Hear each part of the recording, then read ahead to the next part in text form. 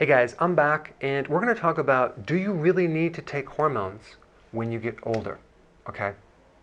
Let's first talk about the basics of what a hormone is to make it really simple, because it's very confusing for people.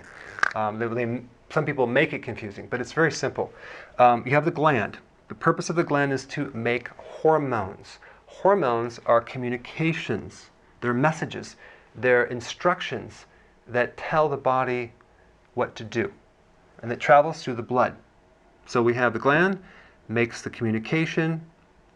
Like right now I'm talking to you, you're understanding what I'm saying because you obviously understand English, but the words could be the hormones, they connect in your ears, you understand that, and then I can't really see you, but hopefully you are tracking with me. So what happens when that hormone connects with the receptor on the other end of the communication circuitry, then the function kicks in there and is activated.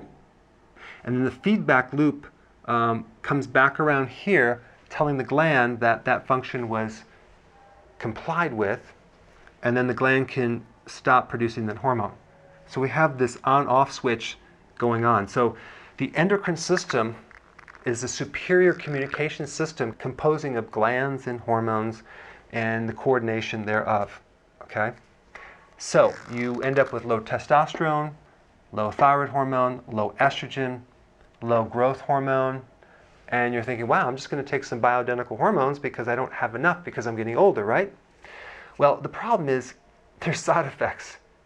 And this question is never asked. Why does your glands stop talking in the first place? This is what needs to be looked at right here. Okay? Why do you have low hormones? Now, you say, well, I'm going to take bioidentical hormones because they're safer. Well, you know what? I'd like to see the study on that.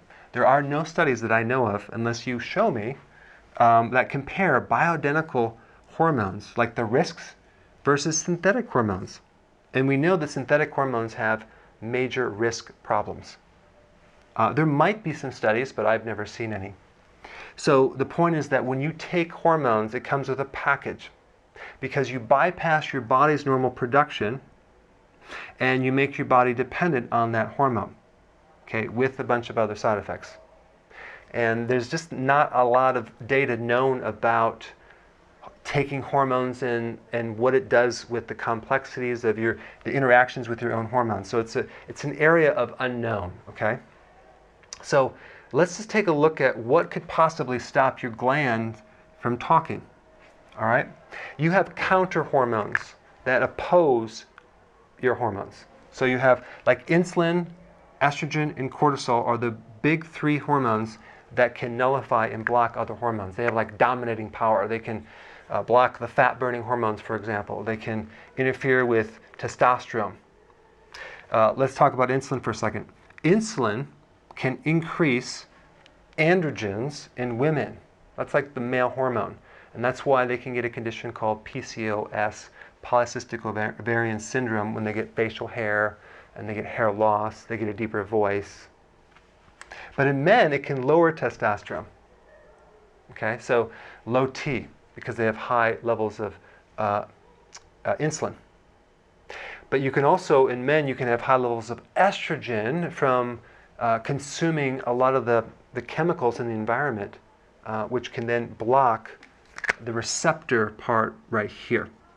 And that's called endocrine disruptors. If you do research on endocrine disruptors, you're going to find a whole bunch of data relating to certain chemicals in the environment, like pesticides, insecticides, herbicides, fungicides, heavy metals.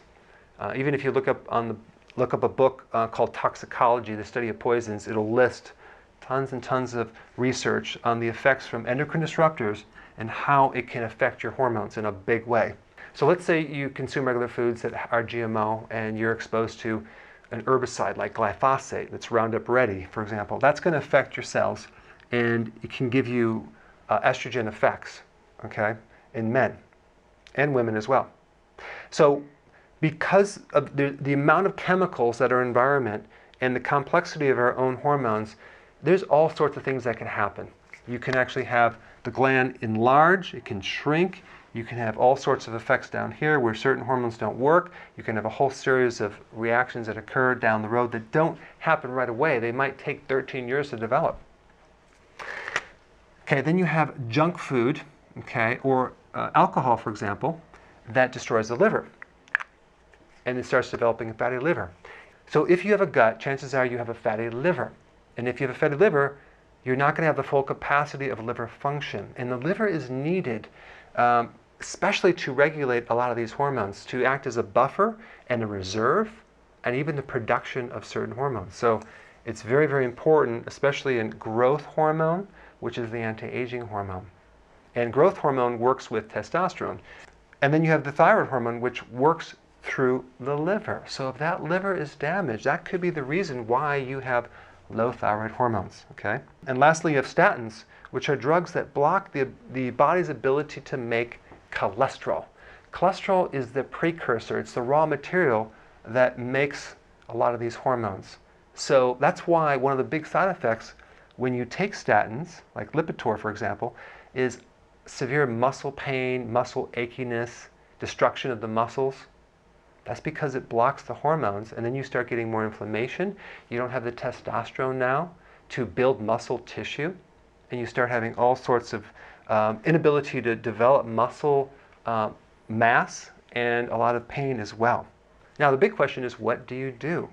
Well, instead of starting to chase around some of these symptoms, first get in the basics. I'm talking about a healthy eating plan, like healthy ketosis, and then intermittent fasting. Do that and see if that doesn't actually help your endocrine system right there.